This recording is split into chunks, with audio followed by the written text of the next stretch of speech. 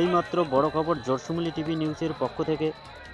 জামালদহ 158 নম্বর ছাদ এলাকায় রাত 10টা নাগাদ ইলেকট্রিক তারে জোড়া লাগাতে গিয়ে 22 বছরের যুবক বিপ্লব বর্মন শক লাগে। তৎক্ষণিক বাড়ির লোকজন জামালদহ হাসপাতালে নিয়ে যান। জামালদহ ডাক্তার দেখে মৃত বলে ঘোষণা করেন। মেখলিগঞ্জ থানার পুলিশকে খবর দেওয়ানো হয়। এসে ছেলেটিকে ময়নাতদন্তর জন্য পাঠানো হয়।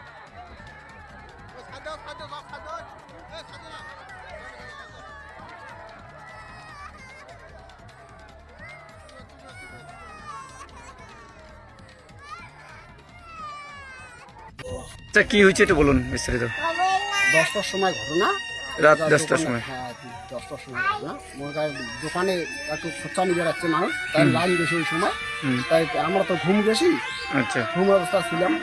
তাই এখন ওই যে লাইনে ওটা কি ওই ভল তার জোড়াই দেয়, জোড়াই দিতে মনে হয় শর্ট পড়েছে। এই ফিস টিস মনে কর ফেলাই নেই, ফেলাইতে এই ঘটনা হয়ে গেছে।